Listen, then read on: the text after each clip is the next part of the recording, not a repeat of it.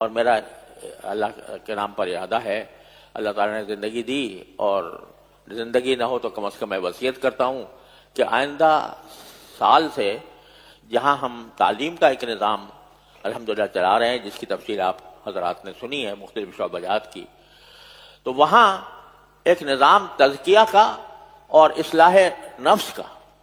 یہ ہم باقاعدہ نظام بنا کر اس کو اپنے ہاں جاری کریں۔ یعنی علم کے ساتھ جو ظاہری علم ہے اس کے ساتھ جب تک اس کی روح نہیں ہوگی تو اس وقت تک وہ علم ادھورا ہے، کھول ہے، اندر روح نہیں ہے۔ اس روح کو پیدا کرنے کے لیے میرے ذہن میں بہت اس کا تقاضا ہے کہ اگلا جب تعلیمی سال ہم شروع کریں، پتہ نہیں میں اس وقت زندہ ہوں یا نہ ہوں، میں تو وصیت کرتا ہوں اگر زندہ نہ ہوں کہ ایک ایسا نظام بنایا جائے کہ جس میں تربیت اور اخلاق کی تربیت اور تزکیہ کا اہتمام ہو۔ میں اپنے سارے ساتھیوں سے یہ درخواست کرتا ہوں کہ اگر میں زندہ نہ ہوں تو اس اگلے سال سے خاص طور پر تعلیم کے ساتھ تربیت کا ایک نظم سوچ سمجھ کر بنایا جائے جو قابل عمل بھی ہو اور مؤثر بھی ہو۔ اس کے بغیر ہم ایک کھول ہیں اور اس کے اندر روح موجود نہیں ہے۔ تو اس لیے میں اپنے تکمیل کرنے والے ساتھیوں کو بھی یہ گزارش کرتا ہوں کہ وہ اپنے آپ کو جا کر کسی اللہ والے سے وابستہ کریں، اور جب تک وہ نہ میسر ہو تو یہ جو کمی میں بتا رہا ہوں اپنے اکابر سے تعلق کی کمی، اس کو دور کریں۔ آج افسوس یہ ہے کہ ہمارے طبقے کے اندر جو ہے وہ نعروں کا زور ہے اور جذبات کا زور ہے، لیکن جو اس کی روح تھی وہ رفتہ رفتہ مٹ رہی ہے۔ لہذا میں وصیت کرتا ہوں کہ آپ حضرات اپنے جگہوں پر جا کر اپنے اکابر کے حالات پڑھیں۔ حضرت شیخ الحدیث صاحب مولانا محمد زکریا صاحب رحمۃ اللہ علیہ کی آپ بیتی عجیب و غریب تذکرہ ہے ان سب اکابر کا، وہ اپنے مطالعے میں رکھیں۔ حضرت تھانوی رحمۃ اللہ علیہ کے مواعظ اور ملفوظات، پہلے ملفوظات اور پھر مواعظ، ملفوظات پڑھنے میں زیادہ آسان ہے، مواعظ میں تھوڑی سی دشواری ہوتی ہے، لیکن مواعظ جو ہیں وہ جو دین کی جو سمجھ، دین کی جو فکر اور انسان کو اپنی اصلاح کے جو طریقے اس سے معلوم ہوتے ہیں، وہ آج آپ کو کہیں اور نہیں ملیں گے۔ اس کو اپنا حرز جان بنائیں۔ تو سب سے پہلا کام جو ہے وہ ہم سے جب پوچھا جاتا ہے تو بعض اوقات ہمارے زبان سے نکل جاتا ہے کہ دین کی خدمت، لیکن دین کی خدمت تو اس وقت ہوگی جب خود اپنی خدمت ہو جائے، اپنی اصلاح ہو جائے، ہمارے اندر جو رذائل ہیں وہ دور ہو جائیں، ہمارے اندر حسد نہ ہو، ہمارے اندر بدگمانی نہ ہو، اس میں ہمارے اندر اخلاق رذیلہ نہ ہو، تو بے شک پھر اس کام کے اندر برکت ہوتی ہے اور اس کام کا کارآمد ہوتا ہے۔ لہذا سب سے پہلی چیز تمام ہم سب کو، ہم چاہے پڑھانے والے ہوں یا پڑھنے والے ہوں، ہم سب کو اس کا جائزہ لینا چاہیے کہ اس علم کا کیا عکس ہماری زندگی میں آیا، عبادات میں، معاملات میں، معاشرت میں، اخلاق میں ہمارے اندر کوئی تبدیلی پیدا ہوئی یا نہیں ہوئی۔ اگر ان میں تبدیلی پیدا نہیں ہوئی، اس میں سنت کی کوئی جھلک نہیں آئی، تو یہ دستار اور یہ سند، اس کی کوئی حقیقت نہیں، اس کی کوئی اصلیت نہیں، اس کا کوئی فائدہ نہیں۔ فائدہ اس وقت ہو جبکہ علم حدیث پڑھنے کے بعد اور یہ دستار فضیلت اپنے سر پر لگانے کے بعد ہم سنت کا نمونہ نظر آئیں، ہمارا ظاہر بھی، ہمارا باطن بھی، ہمارے اعمال بھی، ہماری عبادتیں بھی، ہماری معاشرت بھی، ہمارے اخلاق بھی وہ سنت کے مطابق ہوں، تو بے شک یہ دستار سجتی ہے، یہ ایک زینت ہے، یہ ایک اعزاز ہے، یہ ایک قابل فخر چیز ہے۔ لیکن اگر خدا نہ کرے اس میں کمی آئی تو پھر اس کا کوئی حاصل اور کوئی وصول نہیں۔ یہی وجہ ہے کہ ہمارے تمام بزرگ جن کے ہم نام لیوا ہیں، جن کے نام پر ہم جیتے ہیں ان میں سے کوئی ایسا نہیں ہے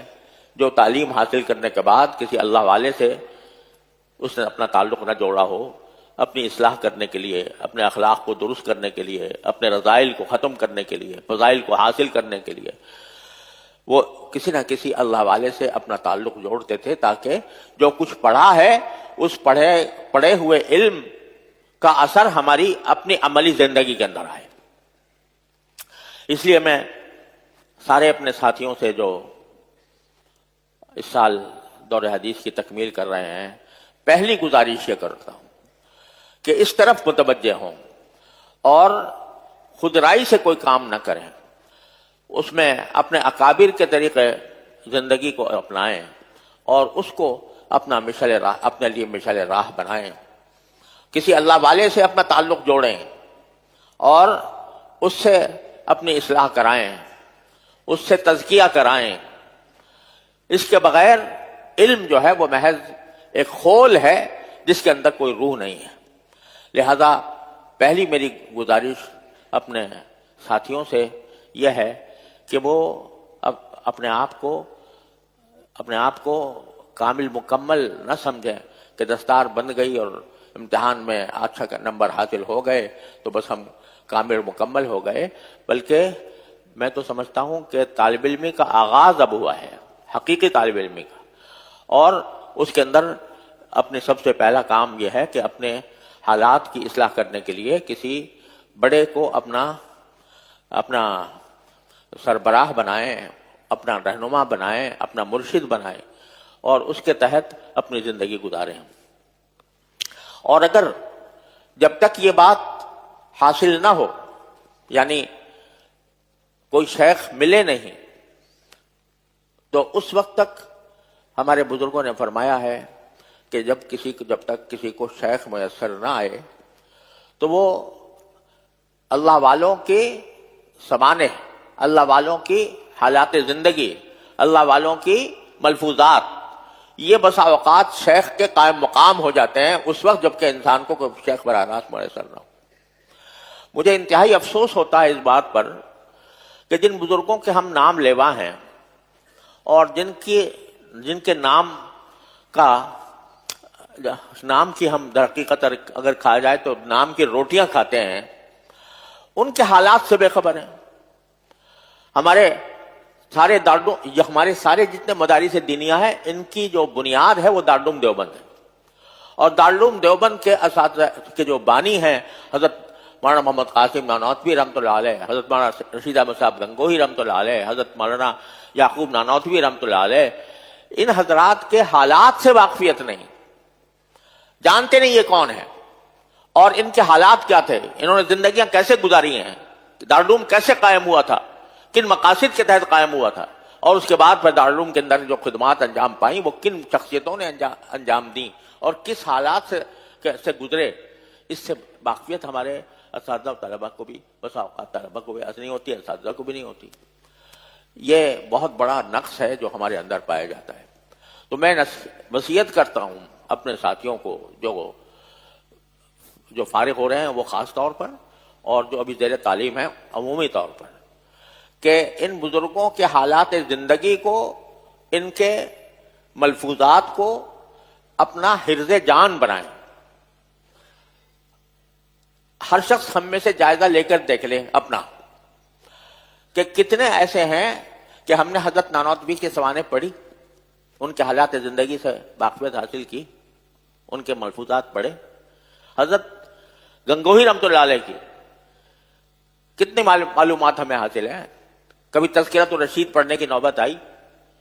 کبھی ان کے حالات کو جانچا، دیکھا کہ کس طرح وہ اس مقام تک پہنچے، کبھی حضرت حکیم الامت مولانا اشرف علی صاحب تھانوی رحمۃ اللہ علیہ کے ہم خاص طور پر نام لیوا ہیں،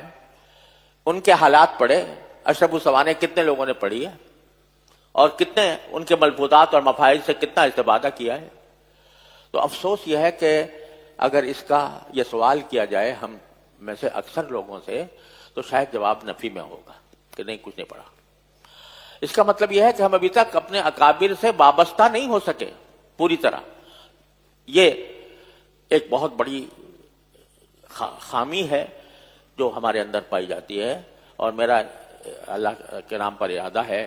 اللہ تعالیٰ نے زندگی دی اور زندگی نہ ہو تو کم از کم میں وصیت کرتا ہوں کہ آئندہ سال سے جہاں ہم تعلیم کا ایک نظام الحمدللہ چلا رہے ہیں, جس کی تفصیل آپ حضرات نے سنی ہے مختلف شعبہ جات کی, تو وہاں ایک نظام تزکیہ کا اور اصلاح نفس کا یہ ہم باقاعدہ نظام بنا کر اس کو اپنے ہاں جاری کریں.